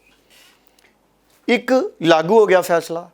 ਪਹਿਲਾਂ ਕਿੰਨਾ ਵਿਰੋਧ ਹੋਇਆ, ਸੂਬੇ ਦੀ ਸਰਕਾਰ ਨੇ ਵੀ ਕੀਤਾ ਵੀ ਕਿਸਾਨਾਂ ਦੇ ਖਾਤੇ 'ਚ ਡਾਇਰੈਕਟ ਪੈਸੇ ਨਾ ਜਾਣ ਜੀ। ਮੈਂ ਉਦੋਂ ਵੀ ਵਕਾਲਤ ਕੀਤੀ ਕਿ ਕਿਸਾਨਾਂ ਦੇ ਖਾਤੇ 'ਚ ਡਾਇਰੈਕਟ ਪੈਸੇ ਜਾਣੇ ਚਾਹੀਦੇ ਨੇ। ਕੋਈ ਵੀ ਇਹਦਾ ਵਿਰੋਧ ਨਹੀਂ ਕਰੂਗਾ। ਹੁਣ ਸਰਕਾਰ ਮੰਨੀ ਪੰਜਾਬ ਵਾਲੀ। ਕਿਉਂ ਮੰਨ ਗਈ ਪੰਜਾਬ ਵਾਲੀ ਸਰਕਾਰ? ਕਿਉਂਕਿ ਉਹ ਸਹੀ ਸੀ ਫੈਸਲਾ ਕੇਂਦਰ ਸਰਕਾਰ ਦਾ। ਕਿਸਾਨਾਂ ਦੇ ਖਾਤੇ 'ਚ ਸਾਡੀ ਤਨਖਾਹ ਖਾਤਿਆਂ 'ਚ ਆਉਂਦੀ ਡਾਇਰੈਕਟ ਜਾਂ ਚੈੱਕ ਮਿਲਦੇ, ਕਿਸਾਨਾਂ ਨੂੰ ਕਿਉਂ ਨਾ ਮਿਲਣ ਜੀ? ਸਰਕਾਰ ਨੂੰ ਉਤਪਾਦਨ ਵੇਚਣਾ, ਸਰਕਾਰ ਸਿੱਧਾ ਖਾਤਿਆਂ 'ਚ ਪੈਸੇ ਪਾਵੇ ਔਰ ਆਉਣ ਲੱਗ ਗਏ। ਔਰ ਸਰਕਾਰ ਹੁਣ ਜਿਹੜੀ ਨਵੀਂ ਗੱਲ ਆਈ ਵੀ ਲੈਂਡ ਰਿਕਾਰਡ ਨਾਲ ਜੋੜੋ, ਉਹ ਵੀ ਬੜਾ ਜ਼ਰੂਰੀ ਹੈ। ਆ ਪੰਜਾਬ 'ਚ ਮੰਡੀਆਂ 'ਚ ਸਵਾਲ ਕਿੰਨੇ ਖੜੇ ਹੋ ਰਹੇ ਨੇ? ਟੈਂਡਰ ਪ੍ਰਕਿਰਿਆ 'ਤੇ ਸਵਾਲ ਖੜੇ ਹੋ ਰਹੇ ਨੇ ਪੰਜਾਬ 'ਚ। ਔਰ ਕੀ ਹੁੰਦਾ ਹੈ, ਦੂਸਰੇ ਸੂਬਿਆਂ ਤੋਂ ਝੋਨਾ ਆਉਂਦਾ, ਕਣਕ ਆਉਂਦੀ, ਪੰਜਾਬ ਦੇ ਕਿਸੇ ਵੀ ਕਿਸਾਨ ਦੇ ਨਾਂ 'ਤੇ ਉਹ ਕਣਕ ਤੇ ਝੋਨਾ ਵਿਕ ਜਾਂਦਾ। ਅੱਗੇ ਉੱਥੋਂ ਸਸਤਾ ਲੈਂਦੇ ਨੇ 800-900 ਦਾ, 1000 ਦਾ, ਅਤੇ ਪੰਜਾਬ 'ਚ MSP 'ਤੇ ਵਿਕ ਜਾਂਦਾ। ਅਤੇ ਕੇਂਦਰ ਸਰਕਾਰ ਨੂੰ ਘਾਟਾ, ਅਤੇ ਕੇਂਦਰ ਸਰਕਾਰ ਨੂੰ ਘਾਟਾ ਮਤਲਬ ਸੂਬੇ ਨੂੰ ਘਾਟਾ। ਪੰਜਾਬ 'ਚ ਉਤਪਾਦਨ ਘੱਟ, ਪ੍ਰਾਈਵੇਟ ਵੀ ਤਾਂ ਵਿਕਦਾ ਨਾ, ਪ੍ਰਾਈਵੇਟ ਵੀ ਤਾਂ, ਵਪਾਰੀ ਵੀ ਤਾਂ ਖਰੀਦਦੇ ਆ ਨਾ ਕਣਕ ਝੋਨਾ। ਇੱਕ ਤਰੀਕੇ ਨਾਲ ਪੰਜਾਬ 'ਚ ਉਤਪਾਦਨ ਘੱਟ ਅਤੇ ਜਿਹੜੀ ਸਰਕਾਰੀ ਖਰੀਦ ਦੀ ਦਰ ਹੈ, ਉਹ ਪੰਜਾਬ ਦੇ ਉਤਪਾਦਨ ਦੇ ਮੁਕਾਬਲੇ ਸਰਕਾਰੀ ਖਰੀਦ ਦੀ ਦਰ ਬਹੁਤ ਜ਼ਿਆਦਾ, ਕਿਉਂਕਿ ਦੂਜੇ ਸੂਬਿਆਂ ਦਾ ਵੀ ਕਣਕ ਝੋਨਾ ਆ ਕੇ ਵਿਕ ਜਾਂਦਾ। ਇਸੇ ਲਈ ਲੈਂਡ ਰਿਕਾਰਡ ਦੀ ਗੱਲ ਤੁਰੀ ਹੈ। ਬਹੁਤ ਸਾਰੇ ਲੋਕਾਂ ਨੇ ਵਿਰੋਧ ਕੀਤਾ ਅੱਗੇ ਵੀ ਲੈਂਡ ਰਿਕਾਰਡ ਦਾ ਕੀ ਮਤਲਬ ਜੀ? ਕਿਸਾਨ ਆਵੇ ਆਪਣੀ ਵੇਚੇ। ਕਿਸਾਨਾਂ ਨੇ ਜ਼ਮੀਨਾਂ ਕਿਰਾਏ 'ਤੇ ਲਈਆਂ ਹੁੰਦੀਆਂ, ਉਹ ਐਗਰੀਮੈਂਟ ਕਰੋ, ਉਹਦੇ 'ਚ ਕਿਸਾਨਾਂ ਦਾ ਫਾਇਦਾ। ਕਿਉਂ? ਕਿਉਂਕਿ ਹੁਣ ਲੈਂਡ ਰਿਕਾਰਡ ਲਾਉਣ ਨਾਲ ਕੀ ਹੋਊਗਾ, ਅਗਰ ਕੋਈ ਵੀ ਵਿਅਕਤੀ, ਮੰਨ ਲਓ ਵਿਅਕਤੀ ਇਹ ਹੈ, ਅਗਰ ਇਹ ਵਿਅਕਤੀ ਮੰਡੀ 'ਚ ਝੋਨਾ ਵੇਚਣ ਜਾ ਰਿਹਾ ਤਾਂ ਇਹ ਵਿਅਕਤੀ ਦਾ ਲੈਂਡ ਰਿਕਾਰਡ ਲੱਗਿਆ ਹੋਊਗਾ, ਪਤਾ ਲੱਗ ਜੂਗਾ ਵੀ ਜੇ ਇਹ 100 ਕੁਆਂਟਲ ਝੋਨਾ ਲੈ ਕੇ ਆਇਆ ਹੈ ਅਤੇ ਇਹਦੇ ਕੋਲ ਜ਼ਮੀਨ ਕਿੰਨੀ ਹੈ ਭਾਈ, ਇੰਨੀ ਜ਼ਮੀਨ 'ਚ 100 ਕੁਆਂਟਲ ਹੋ ਸਕਦਾ ਹੈ। ਗੱਲ ਸਮਝ ਆਉਂਦੀ ਹੈ? ਅਗਰ 100 ਕੁਆਂਟਲ ਝੋਨਾ ਲੈ ਕੇ ਆ ਗਿਆ ਅਤੇ ਉਹਦੇ ਕੋਲ ਲੈਂਡ ਰਿਕਾਰਡ 'ਚ 1 ਏਕੜ, 1 ਏਕੜ 'ਚ 100 ਕੁਆਂਟਲ ਕਿਵੇਂ ਹੋ ਜੂ? ਫਿਰ ਸ਼ੱਕ ਜਾਂਦਾ ਨਾ ਵੀ ਕਿਤੇ ਯੂਪੀ ਬਿਹਾਰ ਤੋਂ ਤਾਂ ਨਹੀਂ ਲਿਆਂਦਾ। ਇਸ ਕਰਕੇ ਕੇਂਦਰ ਸਰਕਾਰ ਨੇ ਲੈਂਡ ਰਿਕਾਰਡ ਜ਼ਰੂਰੀ ਕੀਤਾ ਔਰ ਉਹਦੇ ਨਾਲ ਰਿਫਾਰਮਸ ਹੋਣਗੇ। ਉਹਦੇ ਨਾਲ ਜਿਹੜੀ ਕੈਸ਼ ਕ੍ਰੈਡਿਟ ਲਿਮਿਟ, ਇਹ ਵੀ ਕਰਜ਼ਾ ਇੱਕ ਤਰੀਕੇ ਨਾਲ, ਜਿਹੜੀ ਕੈਸ਼ ਕ੍ਰੈਡਿਟ ਲਿਮਿਟ ਕੇਂਦਰ ਵੱਲ ਬਣੀ ਪਈ ਹੈ ਗਗਨ ਜੀ, ਅਕਾਲੀ ਰਾਜ ਤੋਂ ਹੀ ਸ਼ੁਰੂ ਹੋਈ ਸੀ। ਅਕਾਲੀ ਰਾਜ ਵੇਲੇ ਕੈਸ਼ ਕ੍ਰੈਡਿਟ ਲਿਮਿਟ ਲੈ ਕੇ ਆਏ ਸੀ ਅਕਾਲੀ ਦਲ ਵਾਲੇ। ਉਦੋਂ ਸੁਨੀਲ ਜਾਖੜ ਜੀ ਇਲਜ਼ਾਮ ਲਾਉਂਦੇ ਸੀ ਅਕਾਲੀਆਂ 'ਤੇ ਵੀ ਮੰਡੀਆਂ ਦੇ ਮਾਮਲੇ 'ਤੇ, ਫਸਲਾਂ ਦੇ ਮਾਮਲੇ 'ਤੇ ਅਕਾਲੀ ਦਲ ਵੇਲੇ ਘੁਟਾਲਾ ਹੋਇਆ। ਉਹ ਚੀਜ਼ ਹੁਣ ਵੀ ਚੱਲੀ ਜਾ ਰਹੀ ਹੈ। ਸੋ ਮੰਡੀਆਂ 'ਤੇ, ਟੈਂਡਰ ਪ੍ਰਕਿਰਿਆਵਾਂ 'ਤੇ ਸਵਾਲ ਖੜੇ ਨੇ। ਇਹਦੇ 'ਤੇ ਸਪਸ਼ਟ ਪਾਲਿਸੀ ਚਾਹੀਦੀ ਹੈ। ਇਹਦੇ 'ਤੇ ਬੀਜੇਪੀ ਵੀ ਪਾਲਿਸੀ ਲਿਆਊਗੀ।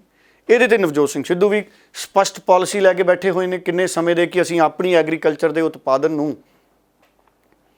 ਇਸ ਵਿਉਂਤਬੰਦੀ ਰਾਹੀਂ ਵੇਚੀਏ, ਉਹਨੂੰ ਸਟੋਰ ਕਰਨ ਦੇ ਪ੍ਰਬੰਧ ਕਰੀਏ। ਨਵਜੋਤ ਸਿੰਘ ਸਿੱਧੂ ਨੇ ਤਾਂ ਕਿੰਨੀ ਵਾਰੀ ਕਿਹਾ, ਉਹਨਾਂ ਨੇ ਤਾਂ ਗੋਦਾਮ ਬਣਾਉਣ ਦਾ 4-4 5-5 ਪਿੰਡਾਂ ਨੂੰ ਜੋੜ ਕੇ ਗੋਦਾਮ ਬਣਾਉਣ ਦੀਆਂ ਵੀ ਗੱਲਾਂ ਕੀਤੀਆਂ ਸੀ।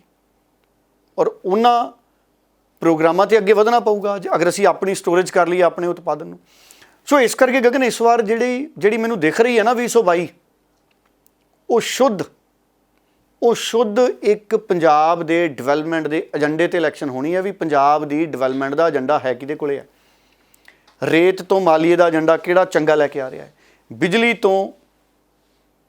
ਬਿਜਲੀ ਦਾ ਏਜੰਡਾ ਚੰਗਾ ਕਿਹਦਾ ਹੈ?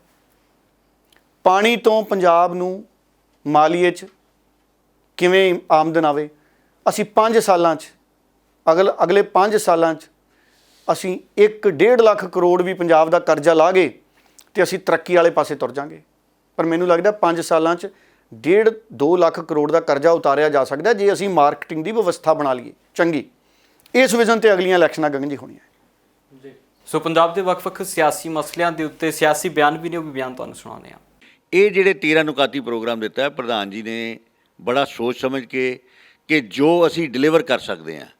ਅਕਾਲੀ ਦਲ ਦੇ ਵਿੱਚ ਸਰਦਾਰ ਸੁਖਬੀਰ ਸਿੰਘ ਬਾਦਲ ਉਹਨਾਂ ਨੇ ਜੋ ਕਿਹਾ ਉਹ ਕਰਕੇ ਦਿਖਾਇਆ। ਉਹ ਪਿਛਲੀਆਂ ਤੁਸੀਂ 10 ਸਾਲਾਂ ਦੀ ਸਾਡੇ ਰਾਜ ਦੇ ਵਿੱਚ ਵੀ ਦੇਖ ਲਓ।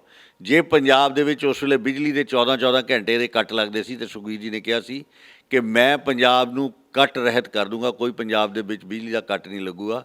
ਔਰ ਲੋਕ ਉਸ ਵੇਲੇ ਹੱਸਦੇ ਸੀ ਕਿ ਇਹ ਜਿਹੜੀਆਂ ਗੱਲਾਂ ਕਰਦੇ ਕਦੀ ਹੋ ਹੀ ਨਹੀਂ ਸਕਦਾ। ਪਰ ਤੁਹਾਡੇ ਸਾਹਮਣੇ ਆ ਕਿ ਜਿਸ ਵੇਲੇ ਪੰਜਾਬ ਦੀ ਸਰਕਾਰ ਦੇ ਵਿੱਚ ਹੀ, ਜਿਸ ਵੇਲੇ ਅਕਾਲੀ ਦਲ ਦੀ ਸਰਕਾਰ ਭਾਰਤੀ ਜਨਤਾ ਪਾਰਟੀ ਨਾਲ ਚੱਲਦੀ ਪਈ ਸੀ, ਉਸ ਦੌਰਾਨ ਹੀ ਅਸੀਂ ਪੂਰੇ ਪੰਜਾਬ ਨੂੰ ਕੱਟ ਰਹਿਤ ਕਰਤਾ ਸੀ। ਕਦੀ ਕੋਈ ਪਾਵਰ ਕੱਟ ਨਹੀਂ ਲੱਗਦਾ ਸੀ। ਲੋਕਾਂ ਦੇ ਜਨਰੇਟਰ, ਕਿਸੇ ਦੀਆਂ ਜਿਹੜੀਆਂ ਇਨਵਰਟਰ ਦੀਆਂ ਬੈਟਰੀਆਂ ਵਾਲੇ ਵਿਚਾਰੇ ਕਹਿੰਦੇ ਸੀ ਕਿ ਕੀ ਹੋ ਗਿਆ ਜਿੱਥੇ ਸਾਡਾ ਤਾਂ ਕਾਰੋਬਾਰ ਹੀ ਠੱਪ ਹੋ ਗਿਆ। ਤੋ ਜਦ ਉਹਨਾਂ ਨੇ ਕਿਹਾ ਮੈਂ ਇਨਫਰਾਸਟਰਕਚਰ ਐਸਾ ਵਧੀਆ ਬਣਾ ਕੇ ਦਊਂਗਾ ਪੰਜਾਬ ਨੂੰ, ਸਾਰੇ ਪੰਜਾਬ ਨੂੰ ਇੱਕ ਦੂਜਿਆਂ ਸ਼ਹਿਰਾਂ ਦੇ ਨਾਲ ਅੱਛੀਆਂ ਸੜਕਾਂ ਦੇ ਨਾਲ ਮੈਂ ਕਨੈਕਟੀਵਿਟੀ ਕਰਕੇ ਦਊਂਗਾ, ਉਹ ਵੀ ਕਰਕੇ ਦਿੱਤੀ। ਜੋ ਵਾਅਦੇ ਉਹਨਾਂ ਨੇ ਕੀਤੇ ਸੀ ਉਹ ਸਾਰੇ ਪੂਰੇ ਕੀਤੇ ਆ। ਇਹ ਜਿਹੜਾ 13 ਨੁਕਾਤੀ ਪ੍ਰੋਗਰਾਮ ਆ ਉਹ ਬੜਾ ਸੋਚ ਸਮਝ ਕੇ ਉਲੀਕਿਆ ਗਿਆ ਔਰ ਅਸੀਂ ਪੂਰੇ ਆਸ਼ਵਾਸਨ ਨਾਲ ਪੰਜਾਬ ਦੀ ਜਨਤਾ ਨੂੰ ਕਹਿੰਦੇ ਆ। ਟੇੜਾ ਸਾਹਿਬ, ਉੱਧਰ ਅੱਜ ਕਿਸਾਨਾਂ ਦੀ ਮੀਟਿੰਗ ਵੀ ਹੈ ਸਰਕਾਰ ਦੇ ਨਾਲ, ਪੰਜਾਬ ਦੀ ਦੇ ਨਾਲ। ਕੈਪਟਨ ਅਮਰਿੰਦਰ ਸਿੰਘ ਨੇ ਬੁਲਾਇਆ ਹੈ ਪੰਜਾਬ ਦੇ ਕਿਸਾਨ ਜਥੇਬੰਦੀਆਂ ਦੇ ਆਗੂਆਂ ਨੂੰ ਕਿ ਜਿਹੜਾ ਜਲੰਧਰ ਦੇ ਵਿੱਚ ਧਰਨਾ ਕਿਸਾਨਾਂ ਨੇ ਗੰਨੇ ਦੀਆਂ ਕੀਮਤਾਂ ਨੂੰ ਲੈ ਕੇ ਲਾਇਆ ਕਿ ਉਸ ਮਸਲੇ 'ਤੇ ਬਹਿ ਕੇ ਚਰਚਾ ਕਰੀਏ ਤੇ ਉਸ ਸਾਰੇ ਰੇੜਕੇ ਨੂੰ ਖਤਮ ਕਰੀਏ। ਕਿੱਦਾਂ ਵੇਖ ਰਹੇ ਹੋ ਵੱਖ-ਵੱਖ ਸਿਆਸੀ ਧਿਰਾਂ ਦੇ ਇਸ ਦੇ ਉੱਤੇ ਬਿਆਨ ਨੇ? ਆਮ ਆਦਮੀ ਪਾਰਟੀ ਕਹਿੰਦੇ ਕਿ ਕੇਂਦਰ ਵਾਲਾ ਰੁਖ ਹੀ ਹੁਣ ਪੰਜਾਬ ਸਰਕਾਰ ਅਪਣਾਉਣ ਲੱਗ ਗਈ। ਨਹੀਂ, ਦੇਖੋ ਇਹ ਤਾਂ ਗੱਲ ਬੜੀ ਕਲੀਅਰ ਹੈ ਕਿ ਪੰਜਾਬ ਦੇ ਮੁੱਖ ਮੰਤਰੀ ਨੂੰ ਬਹੁਤ ਗੰਭੀਰਤਾ ਦੇ ਨਾਲ ਕਿਸਾਨਾਂ ਦੇ ਨਾਲ ਇਸ ਮੀਟਿੰਗ ਨੂੰ ਲੈਣਾ ਚਾਹੀਦਾ ਔਰ ਜ਼ਰੂਰ ਪੰਜਾਬ 'ਚ ਵੀ ਕਿਸਾਨਾਂ ਦੇ ਗੰਨੇ ਦੀ ਸਮੱਸਿਆ ਦੂਰ ਕਰਨੀ ਚਾਹੀਦੀ ਹੈ। ਹਰਿਆਣੇ 'ਚ ਗੰਨੇ ਦਾ ਮੁੱਲ ਜ਼ਿਆਦਾ, ਪੰਜਾਬ 'ਚ ਘੱਟ ਹੈ। ਬਕਾਇਆ ਖੜਾ ਲਗਭਗ ਜਿੱਥੋਂ ਤੱਕ ਮੇਰੀ ਜਾਣਕਾਰੀ ਹੈ 140-45 ਕਰੋੜ ਰੁਪਈਆ ਜਿਹੜੀਆਂ ਪ੍ਰਾਈਵੇਟ ਜਾਂ ਕੋਆਪਰੇਟਿਵ ਖੰਡ ਮਿੱਲਾਂ ਨੇ ਉਹਨਾਂ ਦਾ ਖੜਾ ਹੈ। 55 ਕਰੋੜ ਰੁਪਇਆ ਸਰਕਾਰੀ ਖੜਾ ਜਿੱਥੋਂ ਤੱਕ ਮੇਰੀ ਜਾਣਕਾਰੀ ਹੈ, ਹੋ ਸਕਦਾ ਪੂਰੀ ਦਰੁਸਤ ਨਾ ਹੋਵੇ। ਸੋ ਲਗਭਗ 200 ਕਰੋੜ ਰੁਪਇਆ ਦੇ ਕਰੀਬ ਤਾਂ ਸਾਡੇ ਖੰਡ ਮਿੱਲਾਂ ਵੱਲ ਬਕਾਇਆ ਖੜਾ ਕਿਸਾਨਾਂ ਦਾ। ਅਜਿਹੇ ਹਾਲਾਤ ਕਿਉਂ ਆਉਣ? ਗਗਨ, ਇਹਦਾ ਜਵਾਬ ਫਿਰ ਮੇਰੇ ਪੁਰਾਣੇ ਮੇਰੇ ਸਵਾਲ ਦੇ ਜਵਾਬ ਦੇ ਨਾਲ ਜੁੜਦਾ ਹੈ ਕਿ ਮਾਲੀਆ ਸੂਬੇ ਕੋਲੇ ਆਊਗਾ, ਵਿਉਂਤਬੰਦੀ ਬਣੂਗੀ, ਅਸੀਂ ਮਾਰਕੀਟਿੰਗ ਕਿਵੇਂ ਕਰਨੀ ਹੈ। ਪੰਜਾਬ ਦੀ ਸਰਕਾਰ ਕੋਲੇ ਯੋਜਨਾ ਹੋਵੇ ਕਿ 200 ਕਰੋੜ ਰੁਪਈਆ ਤਾਂ ਸਾਡੀਆਂ ਮਿੱਲਾਂ ਨੇ ਪਹਿਲਾਂ ਨਹੀਂ ਦਿੱਤਾ ਤੇ ਸਰਕਾਰ ਕੋਲੇ ਯੋਜਨਾ ਹੋਵੇ ਵੀ ਅਸੀਂ ਐਤਕੀ ਪੰਜਾਬ ਦੇ ਕਿਸਾਨਾਂ ਦਾ ਸਾਰਾ ਗੰਨਾ, ਹੁਣ ਉੱਤਰ ਪ੍ਰਦੇਸ਼ 'ਚ ਗੰਨਾ ਕਿੱਡੀ ਵੱਡੀ ਫਸਲ ਹੈ ਜੀ। ਹੁਣ ਮੋਦੀ ਸਾਹਿਬ ਦੇ ਨਵੇਂ ਕਾਨੂੰਨ ਕਹਿੰਦੇ ਅਸੀਂ ਪੂਰੀ ਬਾਜ਼ਾਰ ਖੋਲ੍ਹ ਦੇਣਾ, ਇੰਡੀਆ ਦਾ ਬਾਜ਼ਾਰ ਖੋਲ੍ਹ ਦੇਣਾ। ਉਹਦਾ ਅਸੀਂ ਕਿਸ ਰੂਪ 'ਚ ਕਿਸੇ ਸਮੇਂ ਫਾਇਦਾ ਚੱਕ ਸਕਦੇ ਹਾਂ, ਹਾਲਾਂਕਿ ਇਹ ਕਿਸਾਨਾਂ ਔਰ ਭਾਰਤ ਦੀ ਸਰਕਾਰ ਦੇ ਵਿੱਚ ਹਜੇ ਮਸਲਾ ਸੁਲਝਿਆ ਨਹੀਂ। ਇਹ ਹਜੇ ਕਿਸਾਨਾਂ ਦੀ ਰਾਏ ਸਪਸ਼ਟ ਇਹਦੇ 'ਤੇ ਆਉਣੀ ਬਾਕੀ ਹੈ। ਕਿਸਾਨ ਕਹਿਣ, ਮੈਂ ਤਾਂ ਕਹਿੰਦਾ ਸੂਬੇ ਦੀ ਸਰਕਾਰ ਨੂੰ ਕਿਸਾਨ ਕਹਿਣ ਵੀ ਜੇ ਅਸੀਂ ਪੰਜਾਬ 'ਚ ਤੁਹਾਡੀਆਂ ਖੰਡ ਮਿੱਲਾਂ ਨੂੰ ਗੰਨਾ ਦੇਵਾਂਗੇ ਤੇ ਸਾਨੂੰ ਪੈਸੇ ਨਹੀਂ ਮਿਲਣੇ, ਸਾਡਾ 200 ਕਰੋੜ ਬਕਾਇਆ ਹੈ। ਤੇ ਕਿਸਾਨ ਸੂਬੇ ਦੀ ਸਰਕਾਰ ਨੂੰ ਕਹਿਣ ਵੀ ਸਾਡੇ ਗੰਨੇ ਦੀ ਮਾਰਕੀਟਿੰਗ ਕਰਕੇ ਦਿਓ। ਯੂਪੀ ਦਾ ਗੰਨਾ ਵਿਕਦਾ ਕਿ ਨਹੀਂ ਵਿਕਦਾ ਜੀ? ਯੂਪੀ 'ਚ ਕਿੱਡੀ ਵੱਡੀ ਫਸਲ ਹੈ ਗੰਨੇ ਦੀ। ਤੇ ਪੰਜਾਬ ਦੇ ਕਿਸਾਨ ਮਜਬੂਰ ਨੇ, ਗੰਨਾ ਵੀ ਦੇਣਾ, ਪੈਸੇ ਵੀ ਨਹੀਂ ਮਿਲਣੇ, ਇੰਤਜ਼ਾਰ ਵੀ ਕਰਨਾ। ਤੇ ਫਿਰ ਹੁਣ ਦੇਖੋ ਧਰਨੇ ਕਰਨੇ ਪੈ ਰਹੇ ਪੰਜਾਬ ਦੇ ਕਿਸਾਨਾਂ ਨੂੰ। ਪੰਜਾਬ ਦੇ ਕਿਸਾਨ ਤਾਂ ਇਹ ਮੰਗਣ ਕੈਪਟਨ ਅਮਰਿੰਦਰ ਸਿੰਘ ਤੋਂ ਵੀ ਕੈਪਟਨ ਸਾਹਿਬ ਸਾਨੂੰ ਉਹ ਨੀਤੀ ਦਿਓ ਜਿਹਦੇ 'ਚ ਸਾਡਾ ਗੰਨਾ ਜਿਵੇਂ ਤੁਹਾਨੂੰ ਦਈਏ ਸਾਡੇ 24 ਘੰਟਿਆਂ 'ਚ ਖਾਤਿਆਂ 'ਚ ਪੈਸੇ ਆਉਣ। ਤੇ ਪੰਜਾਬ ਦੀ ਸਰਕਾਰ ਗੰਨਾ ਅਫਸਰ ਨੇ ਜਿਹੜੇ ਕੇਨ ਆਫੀਸਰ ਹੁੰਦੇ ਨੇ, ਕੇਨ ਆਫੀਸਰ ਮਾਰਕੀਟਿੰਗ ਵਾਲੇ ਤਿਆਰ ਕਰੇ ਪੰਜਾਬ ਦੀ ਸਰਕਾਰ। ਸ਼ੂਗਰ ਕੇਨ ਡਿਪਾਰਟਮੈਂਟ ਨੂੰ, ਐਗਰੀਕਲਚਰ ਨੂੰ ਪੰਜਾਬ ਦੀ ਸਰਕਾਰ ਕਵੇ ਵੀ ਪੂਰੇ ਇੰਡੀਆ 'ਚ ਮੰਡੀ ਤਲਾਸ਼ੋ, ਪੰਜਾਬ 'ਚ ਗੰਨੇ ਦਾ ਇੰਨਾ ਉਤਪਾਦਨ ਹੈ, ਅਸੀਂ ਆਪਣਾ ਗੰਨਾ ਵੇਚੀਏ ਚੰਗੇ ਮੁੱਲ ਤੇ। ਸਾਨੂੰ ਉਸ ਪਾਸੇ ਸੋਚਣ ਦੀ ਲੋੜ ਪੈਣੀ ਹੈ ਗਗਨ ਜੀ। ਔਰ ਪੰਜਾਬ ਦਾ ਕਿਸਾਨ ਕਿੱਡਾ ਖੁਸ਼ਹਾਲ ਹੋਊ, ਸਰਕਾਰ ਮੰਡੀ ਤਲਾਸ਼ ਕੇ ਦੇਵੇ ਵੀ ਜੇ ਤੁਸੀਂ ਪੰਜਾਬ 'ਚ ਨਹੀਂ ਗੰਨਾ ਵੇਚਣਾ ਤੇ ਅਸੀਂ ਤੁਹਾਡਾ ਗੰਨਾ ਸਰਕਾਰੀ ਤੌਰ 'ਤੇ ਵਿਕਵਾ ਰਹੇ ਹਾਂ। ਉਸ ਤਰ੍ਹਾਂ ਦੇ ਪ੍ਰਬੰਧ 'ਚ ਸੋਚਣਾ ਪੈਣਾ ਸਾਨੂੰ ਅਗਰ ਅਸੀਂ ਕਾਮਯਾਬ ਹੋ ਗਏ। ਹੁਣ ਸ਼ਹਿਦ ਹੈ, ਅਸੀਂ ਇੰਡੀਆ 'ਚ ਬੈਠੇ ਹਾਂ, ਆਸਟ੍ਰੇਲੀਆ ਦੀ ਸ਼ਹਿਦ ਆਉਂਦੀ ਹੈ, ਨਿਊਜ਼ੀਲੈਂਡ ਦੀ ਸ਼ਹਿਦ ਆਉਂਦੀ ਹੈ, ਬਾਹਰਲੇ ਫਰੂਟ ਆਉਂਦੇ ਨੇ, ਬਾਹਰਲੀਆਂ ਡੱਬਾਬੰਦ ਆਈਟਮਸ ਆਉਂਦੀਆਂ ਨੇ, ਲੋਕ ਬੜੇ ਖੁਸ਼ ਹੁੰਦੇ ਨੇ ਵੀ ਅਸੀਂ ਤਾਂ ਆਸਟ੍ਰੇਲੀਆ ਦੀ ਸ਼ਹਿਦ ਖਾਂਦੇ ਹਾਂ ਜੀ। ਤੇ ਆਸਟ੍ਰੇਲੀਆ ਵਾਲੇ ਕਿਉਂ ਨਾ ਖੁਸ਼ ਹੋਣ ਵੀ ਅਸੀਂ ਤਾਂ ਪੰਜਾਬ ਦੇ ਗੰਨੇ ਚੂਪਦੇ ਹਾਂ ਜੀ। ਕੈਨੇਡਾ 'ਚ ਕਿਉਂ ਨਾ ਜਾਣ? ਉਹਦੇ ਲਈ ਮਾਰਕੀਟਿੰਗ ਕਰਨੀ ਪੈਣੀ ਸਰਕਾਰ ਨੂੰ ਔਰ ਉਹਦੇ 'ਚ ਪਾਲਿਸੀ ਬਣਾਉਣੀ ਪੈਣੀ। ਹੁਣ ਕਾਰਾਂ ਕਿਹੜਾ ਪੰਜਾਬ 'ਚ ਬਣਦੀਆਂ ਨੇ ਜੀ? ਕਿੰਨੀਆਂ ਕਾਰਾਂ ਪੰਜਾਬ 'ਚ ਬਣਦੀਆਂ ਨੇ? ਕੋਈ ਪਲਾਂਟ ਹੈ ਪੰਜਾਬ 'ਚ ਕਾਰ ਦਾ? ਪਰ ਸਾਰੀਆਂ ਕਾਰਾਂ ਪੰਜਾਬ ਆਉਂਦੀਆਂ ਤੇ ਪੰਜਾਬੀ ਖਰੀਦਦੇ ਨੇ। ਤੇ ਅਸੀਂ ਗੰਨਾ ਨਹੀਂ ਕਿਤੇ ਵੇਚ ਸਕਦੇ, ਮਾਰਕੀਟਿੰਗ ਕਰਨੀ ਪੈਣੀ ਹੈ। ਗੱਲ ਫਿਰ ਉਹੀ ਆ ਗਈ। ਸੋ ਕਿਸਾਨਾਂ ਦੀ ਠੀਕ ਹੈ, ਸੂਬਾ ਸਰਕਾਰ ਨੂੰ ਨਿਬੇੜਨਾ ਚਾਹੀਦਾ ਮਸਲਾ। ਕਿਸਾਨਾਂ ਨੂੰ ਹੁਣ ਮੰਗ ਇਹ ਕਰਨੀ ਚਾਹੀਦੀ ਹੈ ਕਿ ਅਗਲੀ ਵਾਰੀ ਸੂਬਾ ਸਰਕਾਰ ਸਾਡਾ ਪ੍ਰਬੰਧ ਕਰੇ, ਸਾਡਾ ਗੰਨਾ ਸੂਬਾ ਸਰਕਾਰ ਵਿਕਵਾਵੇ, ਜਿਹਦੇ ਨਾਲ ਸਾਨੂੰ ਪੈਸੇ ਤੁਰੰਤ ਮਿਲਣ। ਇਸ ਪਾਸੇ ਸੋਚਿਆ, ਇਹ ਨਹੀਂ ਵੀ ਮੈਂ ਜੋ ਕਹਿਤਾ ਉਹ ਹੋ ਗਿਆ ਗਗਨ ਜੀ। ਇਸ ਪਾਸੇ ਪਾਲਿਸੀ ਘਾੜੇ ਨੇ, ਜਿਹੜੇ ਨੀਤੀ ਘਾੜੇ ਲੋਕ ਨੇ, ਸਰਕਾਰ ਨੀਤੀ ਘਾੜੇ ਲੋਕਾਂ ਨੂੰ ਕਵੇ ਵੀ ਘੜੋ ਨੀਤੀ, ਵੀ ਕੀ ਪ੍ਰਬੰਧ ਬਣਾਈਏ ਅਸੀਂ। ਦੇਖੋ ਇੱਕ ਪੱਖ ਹੈ, ਕਿਸਾਨ ਕਹਿੰਦੇ ਇਹ 3 ਖੇਤੀ ਕਾਨੂੰਨ ਨੇ, ਇਹਨਾਂ ਨੂੰ ਮੁੱਢੋਂ ਰੱਦ ਕਰੋ। ਕੇਂਦਰ ਸਰਕਾਰ ਕਹਿ ਰਹੀ ਹੈ ਵੀ ਇਹ 3 ਖੇਤੀ ਕਾਨੂੰਨਾਂ 'ਚ ਕਾਫੀ ਕੁਝ ਚੰਗਾ ਹੈ। ਹੁਣ ਕੇਂਦਰ ਤੇ ਕਿਸਾਨਾਂ ਨੂੰ ਆਪਸ 'ਚ ਸਾਂਝ ਬਣਾਉਣ ਦੀ ਲੋੜ ਹੈ। ਦੇਸ਼ ਐਗਰੀਕਲਚਰ ਆਧਾਰਿਤ ਇਕਾਨਮੀ ਹੈ ਸਾਡੇ ਮੁਲਕ ਦੀ, ਪੰਜਾਬ ਖੇਤੀਬਾੜੀ ਆਧਾਰਿਤ ਸੂਬਾ ਹੈ ਗਗਨ ਜੀ। ਸਾਨੂੰ ਥੋੜ੍ਹਾ ਸਮਾਂ ਰਾਜਨੀਤੀ ਤੋਂ ਬਿਨਾਂ ਇਹਨਾਂ ਗੱਲਾਂ 'ਤੇ ਸੋਚਣਾ ਚਾਹੀਦਾ ਹੈ ਕਿ ਸਮਝੌਤਾ ਕਿਸਾਨਾਂ ਦਾ ਤੇ ਸਰਕਾਰ ਦਾ ਜੇ ਹੋ ਜੇ ਤੇ ਫਿਰ ਸਰਕਾਰ ਤੇ ਕਿਸਾਨ ਨਵੇਂ ਸਿਰੇ ਤੋਂ ਬਹਿ ਜਾਣ ਉਸੇ ਦਿਨ ਕਿ ਅਸੀਂ ਨਵੇਂ ਸਿਰੇ ਤੋਂ ਪਾਲਿਸੀ ਡਰਾਫਟ ਕਰਦੇ ਹਾਂ।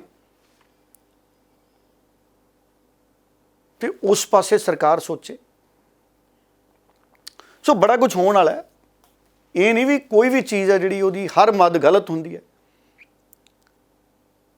ਹਾਂ, ਇਹ ਵੀ ਹੈ ਕਿ ਹਰ ਮੱਦ 'ਤੇ ਸਲਾਹ ਮਸ਼ਵਰਾ ਕੀਤਾ ਜਾਣਾ ਚਾਹੀਦਾ ਕਿਸਾਨਾਂ ਨਾਲ। ਮਸਲੇ ਤਾਂ ਹੀ ਨਿਬੜਨੇ ਨੇ ਗਗਨ ਜੀ, ਇਹ ਬੜੇ ਪੇਚੀਦੇ ਮਸਲੇ ਨੇ। ਇਹ ਵਨ ਸਾਈਡਡ ਹੋ ਕੇ ਗੱਲਾਂ ਹੋ ਜਾਂਦੀਆਂ ਨੇ ਸਿਆਸਤ 'ਚ, ਪਰ ਪੱਖ ਬੜੇ ਵਿਚਾਰਨੇ ਜ਼ਰੂਰੀ ਹੈ ਸਾਰੇ। ਬਿਲਕੁਲ ਸੋ ਜ਼ਰੂਰ ਹੈ ਕਿ ਵੱਖ-ਵੱਖ ਮਸਲਿਆਂ ਦੇ ਉੱਤੇ ਸਿਆਸਤ ਹੋ ਰਹੀ ਹੈ ਤੇ ਸਿਆਸਤ ਦਾ ਅੰਤ ਕਿਤੇ ਨਾ ਕਿਤੇ 2022 ਦੀਆਂ ਚੋਣਾਂ ਤੱਕ ਜ਼ਰੂਰ ਚੱਲੇਗਾ। ਸੋ ਵੱਖ-ਵੱਖ ਸਿਆਸੀ ਮਸਲੇ ਸੀ ਜਿਨ੍ਹਾਂ ਦੇ ਉੱਤੇ ਚਰਚਾ ਅੱਜ ਦੇ ਪ੍ਰੋਗਰਾਮ ਦੇ ਵਿੱਚ ਕੀਤੀ ਹੈ। ਜਾਂਦੇ ਜਾਂਦੇ ਕੁਝ ਸਿਆਸੀ ਬਿਆਨ ਤੁਹਾਨੂੰ ਸੁਣਾ ਦੇਵਾਂਗੇ ਤੇ ਫਿਰ ਤੁਹਾਡੇ ਤੋਂ ਇਜਾਜ਼ਤ ਲਵਾਂਗੇ। ਆਮ ਆਦਮੀ ਪਾਰਟੀ ਹਮੇਸ਼ਾ ਇਸ ਵਿਚਾਰ ਦੀ ਰਹੀ ਹੈ ਕਿ ਦੇਸ਼ ਦਾ ਧੁਰਾ ਕਿਸਾਨ ਨੇ। ਅਗਰ ਕਿਸਾਨਾਂ ਦਾ ਤੁਸੀਂ ਸ਼ੋਸ਼ਣ ਕਰੋਗੇ ਤਾਂ ਇਹਦਾ ਮਤਲਬ ਤੁਸੀਂ ਦੇਸ਼ ਦਾ ਸ਼ੋਸ਼ਣ ਕਰ ਰਹੇ ਹੋ। ਔਰ ਕੈਪਟਨ ਅਮਰਿੰਦਰ ਸਿੰਘ ਦੀ ਜਿਹੜੀ ਪੰਜਾਬ ਸਰਕਾਰ ਹੈ, ਇਹ ਵੀ ਗੰਨਾ ਦੇ ਜਿਹੜੇ ਕਿਸਾਨ ਆ ਉਹਨਾਂ ਦਾ ਬਕਾਇਆ ਨਹੀਂ ਦੇ ਰਹੀ। ਜਿਹੜੀਆਂ ਤਾਂ ਪ੍ਰਾਈਵੇਟ ਮਿੱਲਾਂ ਨੇ 7, ਉਹਨਾਂ ਕੋਲ 70% ਜਿਹੜਾ ਕੰਮ ਹੈ ਗੰਨੇ ਦਾ ਉਹਨਾਂ ਕੋਲ ਹੈ, ਤੇ ਜਿਹੜੀਆਂ 9 ਸਰਕਾਰੀ ਮਿੱਲਾਂ ਉਹਨਾਂ ਕੋਲ 30% ਕੰਮ ਹੈ। ਇਹਦਾ ਕਾਰਨ ਸਿਰਫ ਇਹ ਹੈ ਵੀ ਜਿੰਨੀਆਂ ਵੀ ਗਵਰਨਿੰਗ ਬਾਡੀਜ਼ ਬਣਾਈਆਂ ਉਹਦੇ ਵਿੱਚ ਕਾਰਪੋਰੇਟ ਜਿਹੜੇ ਹੈਗੇ ਨੇ ਉਹਨਾਂ ਨੂੰ ਨੁਮਾਇੰਦਗੀ ਦਿੱਤੀ ਗਈ ਹੈ। ਨੁਮਾਇੰਦਗੀ ਦੇਣੀ ਬਣਦੀ ਹੈ ਗੰਨਾ ਕਿਸਾਨਾਂ ਨੂੰ, ਸਾਡੀਆਂ ਜਥੇਬੰਦੀਆਂ ਦੇ ਆਗੂਆਂ ਨੂੰ, ਤਾਂ ਕਿ ਪ੍ਰੋਪਰਲੀ ਠੀਕ ਹੋਵੇ। ਔਰ ਸਾਡੀ ਮੰਗ 10-15 ਰੁਪਏ ਨਹੀਂ, ਸਾਨੂੰ 400 ਰੁਪਏ ਕੁਇੰਟਲ ਦੇ ਜਿਹੜੀ ਸਾਡੀ ਮੰਗ ਆ ਉਹ ਮੰਗ ਦਿੱਤੀ ਜਾਵੇ। ਔਰ ਜਲੰਧਰ ਦੇ ਵਿੱਚ ਜਿਹੜਾ ਧਰਨਾ ਲੱਗਿਆ, ਆਮ ਆਦਮੀ ਪਾਰਟੀ ਉਹਦਾ ਪੂਰਨ ਤੌਰ ਤੇ ਸਮਰਥਨ ਕਰਦੀ ਹੈ। ਪਹਿਲਾ ਸਾਹਿਬ ਬਹੁਤ ਬਹੁਤ ਧੰਨਵਾਦ ਜੀ। ਬਹੁਤ ਧੰਨਵਾਦ ਜੀ।